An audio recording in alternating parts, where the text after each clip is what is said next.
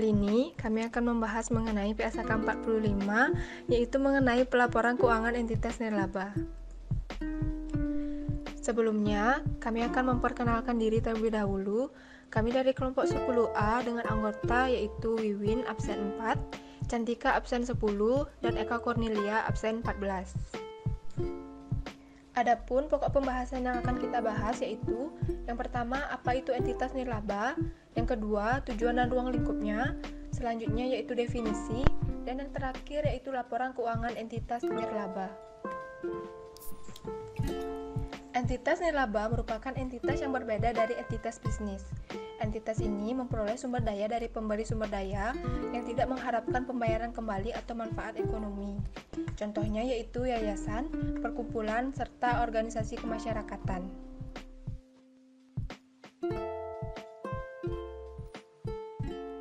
Adapun tujuan dari PSAK 45 yaitu untuk mengatur pelaporan keuangan entitas nirlaba. Dengan adanya pernyataan ini diharapkan laporan keuangan entitas nirlaba dapat lebih mudah dipahami, memiliki relevansi, dan memiliki daya banding yang tinggi. Selanjutnya ada ruang lingkup. Laporan keuangan yang disajikan oleh entitas nirlaba yang memenuhi karakteristik sebagai entitas nirlaba antara lain yang pertama, tidak mengharapkan pembayaran kembali atau manfaat ekonomi. Yang kedua, menghasilkan barang dan atau jasa tanpa bertujuan memupuk laba, serta pernyataan ini dapat diterapkan oleh lembaga pemerintah dan unit-unit sejenis lainnya sepanjang tidak bertentangan dengan peraturan perundang-undangan. Selanjutnya ada definisi dari istilah-istilah yang digunakan dalam PSAK 45. Yang pertama ada pembatasan permanen. Pembatasan ini ditetapkan oleh penyumbang agar sumber daya tersebut dipertahankan secara permanen. Yang kedua ada pembatasan temporer. Pembatasan yang ditetapkan agar sumber daya tersebut dipertahankan sampai dengan periode tertentu. Yang ketiga ada sumbangan terikat. Sumber daya yang penggunaannya dibatasi. Kemudian yang keempat ada sumbangan tidak terikat, yaitu sumber daya yang penggunaannya tidak dibatasi. Selanjutnya ada jenis-jenis laporan keuangan entitas nirlaba. Yang pertama, laporan posisi keuangan pada akhir periode laporan yang menyajikan total aset, liabilitas, dan aset neto. Yang kedua, ada laporan aktivitas untuk suatu periode laporan yang menyajikan jumlah pendapatan dan beban secara bruto. Yang ketiga, ada laporan arus kas untuk suatu periode pelaporan yang menyajikan informasi mengenai penerimaan dan pengeluaran kas dalam suatu periode. Dan yang keempat ada catatan atas laporan keuangan yang terdiri dari catatan A yang menguraikan kebijakan catatan B dan C, serta catatan D, E, F yang menyediakan informasi yang dianjurkan untuk diungkapkan entitas nirlaba. Selanjutnya saya akan menunjukkan contoh laporan keuangan dari entitas nirlaba. Yang pertama, ada laporan posisi keuangan yang berfungsi untuk kemampuan memberikan jasa, likuiditas, fleksibilitas, memenuhi kewajiban, dan kebutuhan pendanaan eksternal. Selanjutnya ada laporan aktivitas untuk suatu periode, di mana terdapat dua tujuan, yaitu internal dan eksternal. Salah satu dari tujuan internal yaitu menyediakan informasi mengenai pengaruh transaksi dan peristiwa lain yang mengubah jumlah dan sifat aktiva bersih. Selain itu, tujuan dari eksternal yaitu untuk mengevaluasi kinerja dalam suatu periode. Kemudian, pada laporan arus kas ini disajikan sesuai PSAK 2 dengan tambahan aktivitas pendanaan seperti penerimaan kas dari penyumbang yang dibatasi untuk jangka waktu.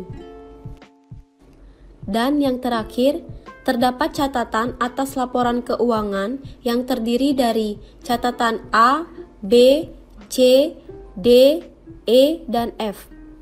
Dengan contoh catatan B yang diwajibkan seperti gambar di bawah ini, dan serta catatan E yang dianjurkan seperti gambar di bawah ini. Jadi itu dia pemaparan dari kelompok 10. Terima kasih. Selamat siang, kami dari kelompok 10 ingin mempresentasikan PSAK 45 mengenai pelaporan keuangan entitas nirlaba. Sebelum itu, kelompok kami beranggotakan 3 orang, diantaranya Yang pertama atas nama Niputu Dia Anggreni dengan NIM 181564470 absen 24. Yang kedua atas nama Nimade Rati Septianingsih dengan NIM 181564476 absen 25. Yang ketiga atas nama Farista Urmila Sacidevi dengan NIM 18156448182 absen 26. Baik, kita langsung ke materi yang pertama. Pengertian entitas nirlaba adalah organisasi yang dapat dimiliki pemerintah maupun sektor swasta yang mana tujuan utamanya tidak untuk mendapatkan keuntungan. Dan menurut PSAK 45 bahwa organisasi nirlaba memperoleh sumber daya dari sumbangan para anggota dan penyumbang lain dan tidak mengharapkan imbalan apapun dari organisasi tersebut. Karakteristik entitas nirlaba dalam PSAK nomor 45. Yang pertama, sumber daya entitas nirlaba berasal dari sumber daya yang tidak mengharapkan pembayaran kembali atau manfaat ekonomi yang sebanding dengan jumlah sumber daya yang diberikan. Yang kedua, menghasilkan barang atau jasa tanpa bertujuan menumpuk laba, maka jumlah tidak pernah dibagi kepada para pendiri. Yang ketiga, tidak ada kepemilikan seperti pada umumnya di entitas bisnis. Selanjutnya, saya akan menjelaskan mengenai ruang lingkup entitas nirlaba. Ruang lingkup entitas nirlaba sebagaimana yang telah dijelaskan dalam PSAK 45 revisi 2011 bahwa entitas nirlaba dapat diterapkan oleh lembaga pemerintah dan unit-unit jenis lainnya sepanjang tidak bertentangan dengan departemen dan peraturan perundang-undangan yang berlaku. Selanjutnya, standar akuntansi yang mengatur organisasi nirlaba adalah PSAK 45. Tujuan dibuatnya PSAK 45 adalah untuk mengatur pelaporan keuangan entitas nirlaba, sehingga dengan adanya pedoman pelaporan diharapkan laporan keuangan entitas nirlaba lebih mudah dipahami, memiliki relevansi, dan daya banding yang tinggi. IAI 2011-45.2. Lalu ada unsur-unsur laporan keuangan entitas nirlaba menurut PSAK 45 yang meliputi yang pertama, laporan posisi keuangan, yang kedua laporan aktivitas, yang ketiga laporan arus kas, dan yang terakhir yaitu catatan atas laporan keuangan. Baik, saya akan melanjutkan presentasi. Menurut PSAK 45 dalam menyusun laporan keuangan harus memperhatikan sifat pembatasan dana.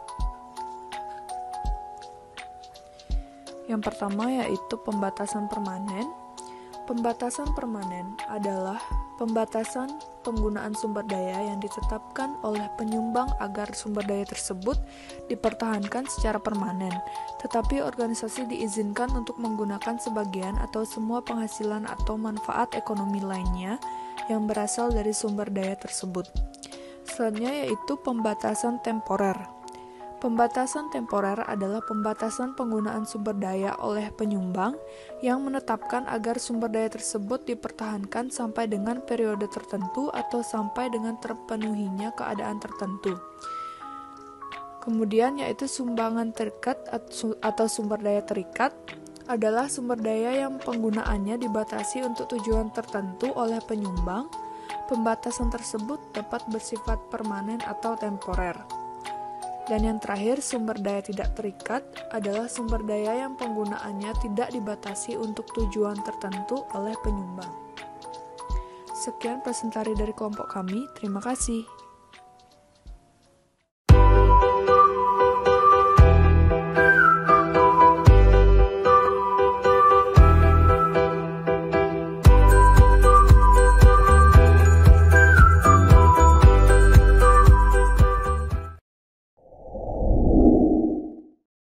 PSAK 45 revisi tahun 2011 mengatur tentang pelaporan keuangan entitas nirlaba. PSAK 45 berlaku untuk entitas yang memenuhi karakteristik sebagai berikut. Yang pertama, sebagai entitas yang memiliki sumber daya nirlaba yang berasal dari pemberi sumber daya yang tidak mengharapkan feedback atau manfaat ekonomi atas sumber daya tersebut. Yang kedua, entitas yang bukan bertujuan untuk memupuk laba. Dan jika laba, jumlah tersebut tidak dibagikan ke pemilik atau pendiri. Yang ketiga, Kepemilikan entitas nirlaba berbeda dengan entitas bisnis lainnya. Kepemilikan dalam entitas ini tidak dapat dijual atau dialihkan dan tidak mencerminkan pembagian sumber daya saat likuidasi. Istilah penting dalam PSAK 45. Yang pertama, pembatasan permanen, yang merupakan pembatasan penggunaan sumber daya yang ditetapkan untuk dipertahankan secara permanen oleh pemberi sumber daya. Namun, entitas dapat memanfaatkan manfaat ekonomi dari sumber daya tersebut. Yang kedua, pembatasan temporer, yang merupakan pembatasan sampai jangka waktu tertentu atau sampai dengan terpenuhinya keadaan tertentu. Yang ketiga, sumber daya terikat, yang penggunaannya dibatasi oleh pemberi sumber daya. Pembatasan ini dapat bersifat temporer atau permanen. Yang keempat, sumber daya tidak terikat, yang penggunaannya tidak ada pembatasan dari pemberi sumber daya.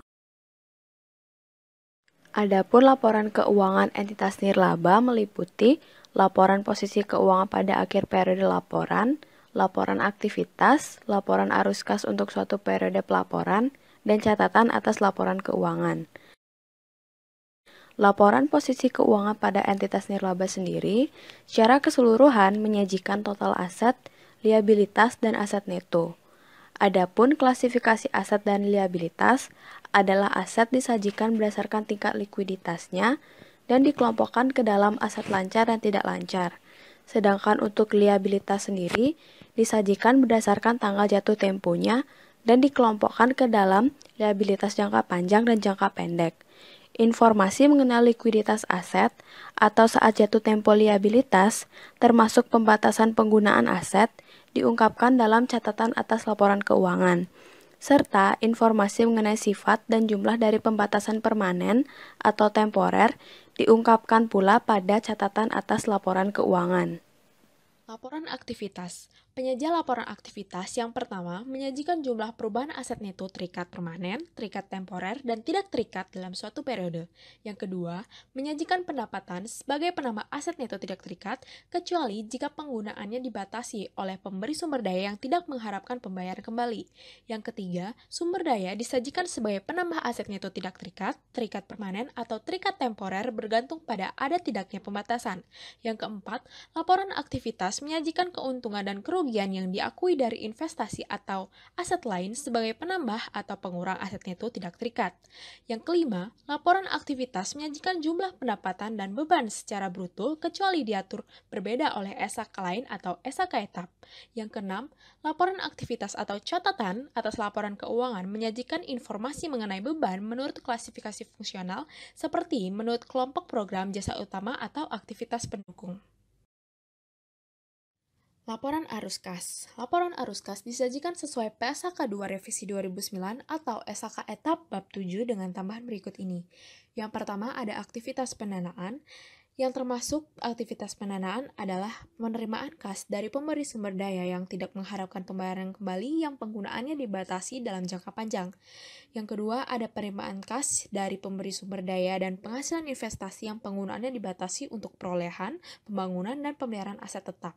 Yang ketiga, ada bunga dan dividen yang dibatasi penggunaannya dalam jangka panjang. Yang kedua, ada pengungkapan informasi, yaitu mengenai aktivitas investasi dan pendanaan non-kas, misalnya sumbangan berupa bangunan atau aset investasi.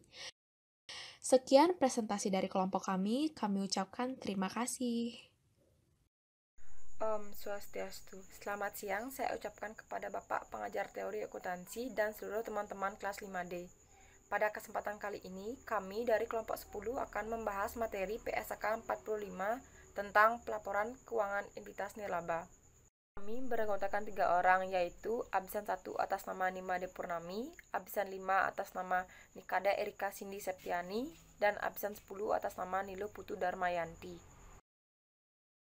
Pada bagian pendahuluan disampaikan bahwa entitas nirlaba memperoleh sumber daya dari pemberi sumber daya yang tidak mengharapkan pembayaran kembali. Dan tujuan dari pernyataan ini ialah untuk mengatur pelaporan keuangan entitas nirlaba yang lebih mudah dipahami, memiliki relevansi, dan memiliki daya banding yang tinggi. Ruang lingkup PSAK 45 menyatakan bahwa karakteristik laporan keuangan entitas nirlaba terdiri dari 3 bagian seperti di bawah ini. Terdapat 4 istilah atau definisi yang digunakan pada PSAK ini. Yang pertama, ada pembatasan permanen. Yang kedua, ada pembatasan temporer. Yang ketiga, ada sumber daya terikat. Dan yang terakhir, ada sumber daya tidak terikat. Tujuan dari dibentuknya laporan keuangan entitas nirlaba ialah untuk menyediakan informasi yang relevan untuk memenuhi kepentingan pemberi sumber daya yang tidak mengharapkan pembayaran kembali. Terdapat 5 informasi yang akan disajikan pada laporan ini. Dan juga terdapat 4 bagian pada laporan keuangan entitas nirlaba. Yang pertama ada laporan posisi keuangan, yang kedua ada laporan aktivitas, yang ketiga ada laporan arus kas, dan yang terakhir ada catatan atas laporan keuangan. Tujuan dari dibentuknya laporan posisi keuangan ialah untuk menyediakan informasi mengenai aset, liabilitas, dan aset neto. Untuk klasifikasi aset neto dan liabilitas akan menyediakan informasi yang relevan mengenai likuiditas, fleksibilitas, keuangan, dan hubungan antara aset dan liabilitas. Pada klasifikasi aset neto terikat dan tidak terikat, penyajiannya didasarkan pada ada atau tidaknya pembatasan oleh pemberi sumber daya. Tujuan dari laporan aktivitas ialah untuk menyediakan informasi mengenai pengaruh transaksi dan peristiwa lain yang mengubah jumlah dan sifat aset neto. Perubahan kelompok aset neto terdiri dari 3 bagian. Yang pertama, perubahan aset neto terikat permanen, terikat temporer, dan tidak terikat dalam satu periode. Untuk klasifikasi pendapatan, beban, keuntungan, dan kerugian, seluruhnya termasuk dalam aset neto tidak terikat, kecuali jika penggunaannya dibatasi oleh pemberi sumber daya yang tidak mengharapkan pembayaran kembali.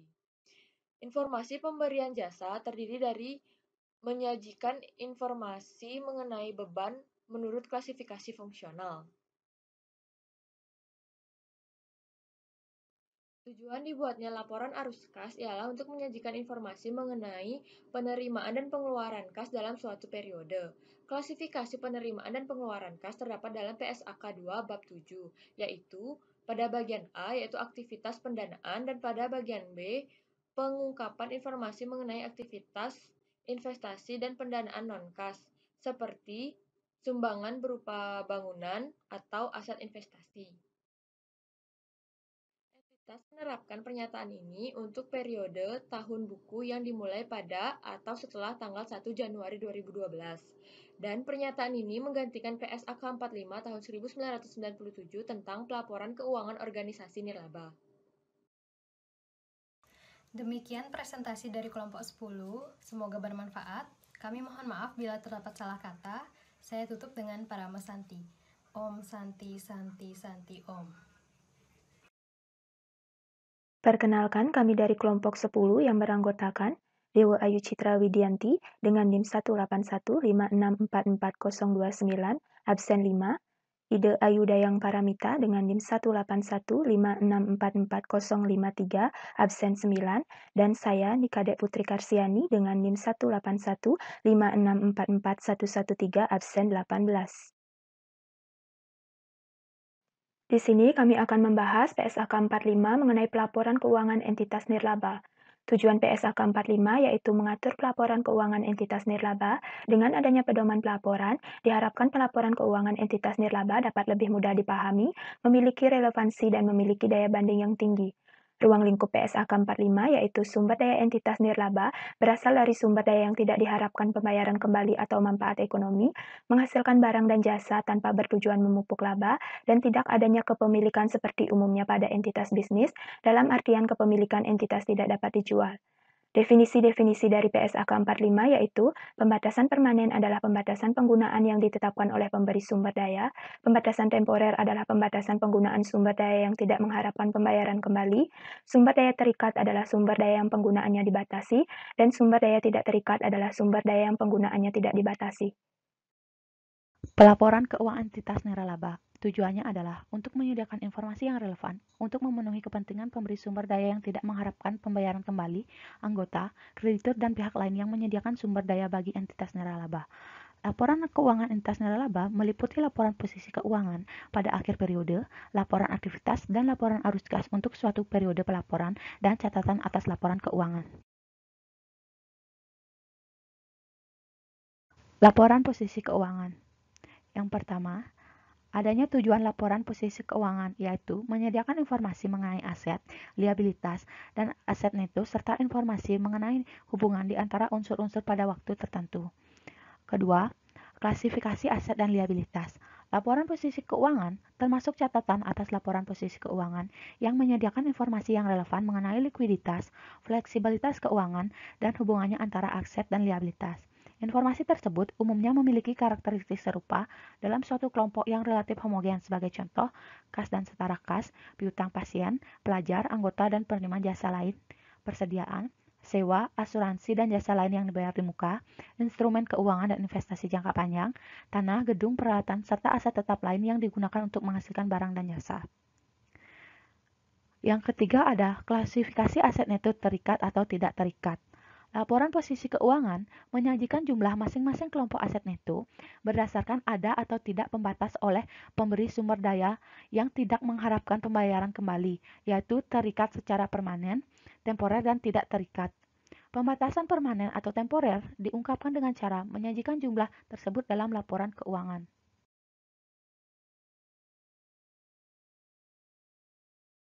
Selanjutnya, laporan aktivitas.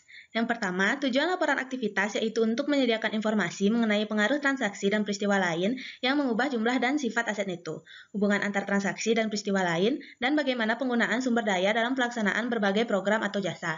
Yang kedua, perubahan kelompok aset neto. Laporan aktivitas menyajikan jumlah perubahan aset neto terikat permanen, terikat temporer, dan tidak terikat dalam suatu periode. Yang ketiga, klasifikasi pendapatan, beban, keuntungan, dan kerugian. Laporan aktivitas menyajikan pendapatan sebagai penambah aset neto tidak terikat, kecuali jika penggunaannya dibatasi oleh pemberi sumber daya yang tidak mengharapkan pembayaran kembali, dan menyajikan beban sebagai pengurang aset neto tidak terikat. Sumber daya disajikan sebagai penambah aset neto tidak terikat, terikat permanen atau terikat temporer, bergantung pada ada tidaknya pembatasan. Klasifikasi pendapatan, beban, keuntungan, dan kerugian dalam kelompok aset neto tidak menutup peluang adanya klasifikasi tambahan dalam laporan aktivitas. Yang keempat, informasi pemberian jasa. Program pemberian jasa merupakan aktivitas untuk menyediakan barang dan jasa kepada penerima manfaat, pelanggan, atau anggota dalam rangka mencapai tujuan atau misi entitas nirlaba.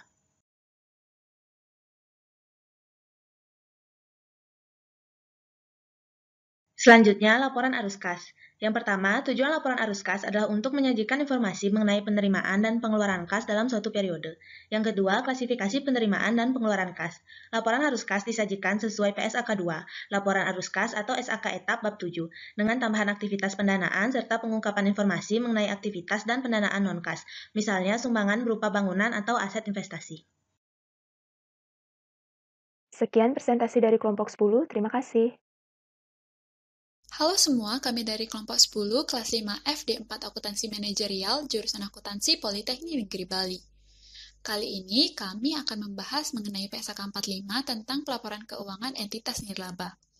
Dimulai dari tujuan PSAK 45. PSAK 45 bertujuan untuk mengatur pelaporan keuangan entitas nirlaba, sehingga dengan adanya pedoman pelaporan, diharapkan laporan keuangan entitas nirlaba lebih mudah dipahami, memiliki relevansi, dan memiliki daya banding yang tinggi.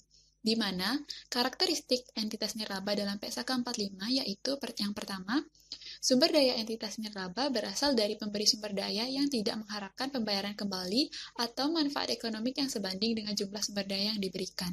Yang kedua, menghasilkan barang dan atau jasa tanpa bertujuan memupuk laba. Dan jika entitas nirlaba menghasilkan laba, maka jumlahnya tidak dibagikan kepada pendiri atau pemilik entitas nirlaba tersebut. Yang ketiga, tidak ada kepemilikan seperti umumnya pada entitas bisnis, dalam arti bahwa kepemilikan dalam entitas nirlaba tidak dapat dijual, dialihkan, atau ditebus kembali, atau kepemilikan tersebut tidak mencerminkan proporsi pembagian sumber daya entitas nirlaba pada saat likuidasi atau pembubaran entitas nirlaba. Lalu, laporan keuangan entitas nirlaba meliputi laporan posisi keuangan, laporan aktivitas, laporan arus kas, dan catatan atas laporan keuangan. Yang pertama adalah laporan posisi keuangan. Laporan posisi keuangan bertujuan untuk menyediakan informasi mengenai aset, liabilitas, serta aset neto dan informasi mengenai hubungan di antara unsur-unsur tersebut pada waktu tertentu. Selain itu, laporan posisi keuangan juga menyajikan jumlah masing-masing kelompok aset neto berdasarkan pada ada atau tidaknya pembatasan oleh pemberi sumber daya yang tidak mengharapkan pembayaran kembali. yaitu ada terikat secara permanen, terikat secara temporer, dan tidak terikat. Terdapat dua pembatasan, yaitu pembatasan permanen dan temporer. Untuk pembatasan permanen adalah pembatasan penggunaan sumber daya yang ditetapkan oleh pemberi sumber daya yang dipertahankan secara permanen. Sedangkan untuk pembatasan temporer adalah pembatasan penggunaan sumber daya oleh pemberi sumber daya yang menetapkan agar sumber daya tersebut dipertahankan sampai dengan periode tertentu atau sampai dengan terpenuhinya keadaan tertentu. Selain itu juga terdapat dua sumber daya, yaitu sumber daya terikat dan tidak terikat. Untuk sumber daya terikat adalah sumber daya yang penggunaannya dibatasi untuk tujuan tertentu oleh pemberi sumber daya. Sedangkan sumber daya tidak terikat yaitu sebaliknya, di mana sumber daya yang penggunaannya tidak dibatasi untuk tujuan tertentu oleh pemberi sumber daya. Selanjutnya ada laporan aktivitas. Laporan aktivitas memiliki tujuan utama yaitu menyediakan informasi mengenai pengaruh transaksi dan peristiwa lain yang mengubah jumlah dan sifat aset neto. Selain itu juga terdapat informasi mengenai hubungan antar transaksi dan peristiwa lain, serta bagaimana penggunaan sumber daya dalam pelaksanaan berbagai program atau jasa. Selanjutnya, laporan aktivitas juga menyajikan keuntungan dan kerugian yang diakui dari investasi dan aset lain atau liabilitas sebagai penambah atau pengurang aset neto tidak terikat, kecuali jika penggunaannya dibatasi. Laporan arus kas. Tujuan utama laporan arus kas adalah menyajikan informasi mengenai penerimaan dan pengeluaran kas dalam suatu periode. Laporan arus kas disajikan sesuai PSAK 2 atau SAK etap bab 7 dengan tambahan berikut ini. Yang pertama, aktivitas pendanaan terdiri dari 1. Penerimaan kas dari pemberi sumber daya yang tidak mengharapkan pembayaran kembali yang penggunaannya dibatasi dalam jangka panjang. 2. Penerimaan kas dari pemberi sumber daya dan penghasilan investasi yang penggunaannya dibatasi untuk pemerolehan, pembangunan, dan pemeliharaan aset tetap atau peningkatan dana abadi. 3. Bunga dan dividen yang dibatasi penggunaan dalam jangka panjang. Yang kedua, pengungkapan informasi mengenai aktivitas investasi dan pendanaan non-kas, misalnya sumbangan berupa bangunan atau aset investasi. Sekian materi dari kelompok kami. Mohon maaf jika ada kesalahan dan kekurangan. Terima kasih.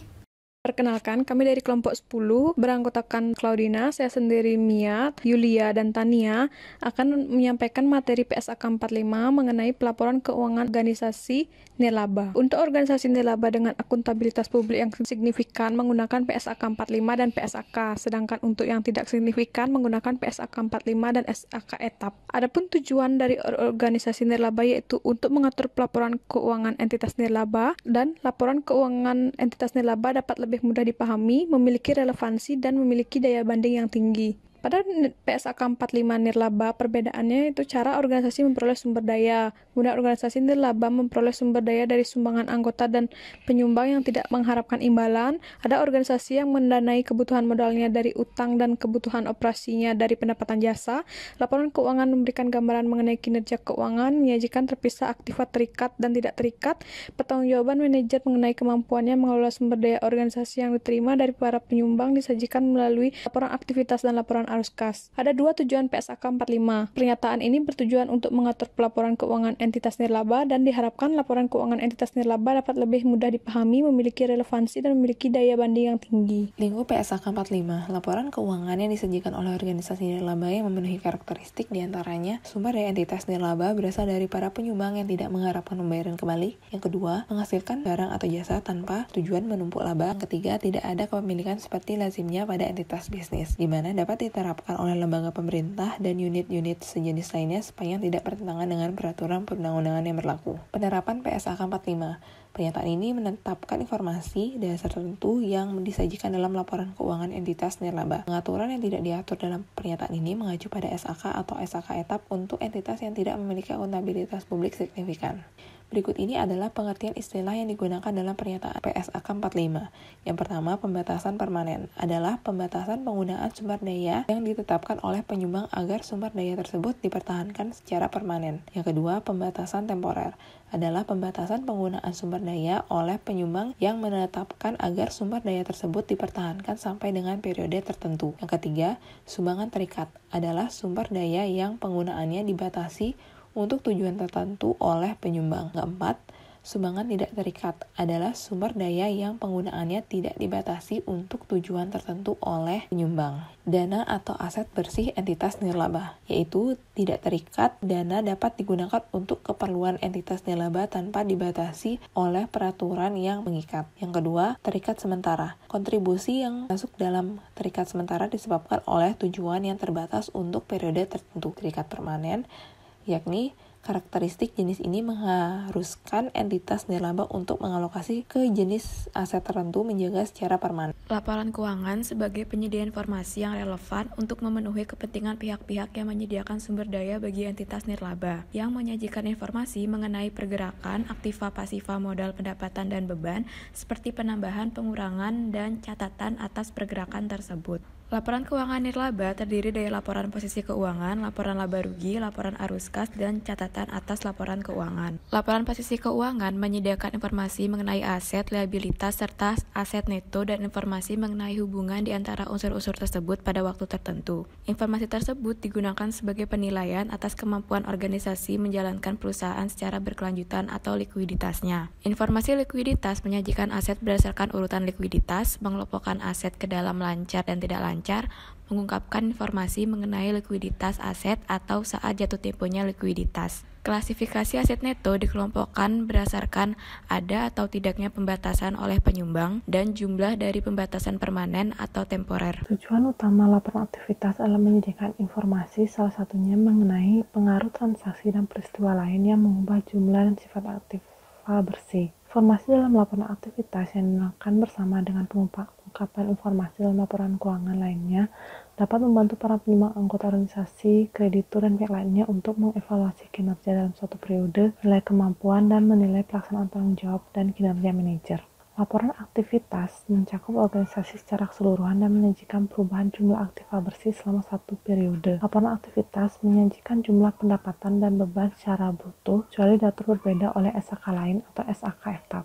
Klasifikasi laporan aktivitas: pendapatan sebagai penambahkan aset neto tidak terikat, dan juga menyajikan beban sebagai pengurang aset neto tidak terikat. Informasi pemberian jasa: laporan aktivitas atau catatan atas laporan keuangan harus menyajikan informasi mengenai beban menurut klasifikasi fungsional, seperti menurut kelompok program jasa utama dan aktivitas mendukung. Pemberian jasa tersebut merupakan tujuan dan hasil utama yang dilaksanakan melalui berbagai program utama. Laporan arus kas bertujuan untuk menyajikan informasi mengenai penerimaan dan pengeluaran kas dalam suatu periode. Laporan arus kas harus disajikan sesuai dengan PSAK nomor 2 tentang laporan arus kas dengan tambahan sebagai berikut: aktivitas pendanaan, dan yang kedua pengungkapan informasi mengenai aktivitas investasi dan pendanaan non-kas di sumbangan berupa bangunan atau aktiva investasi. Sekian presentasi dari kelompok 10, kami ucapkan terima kasih.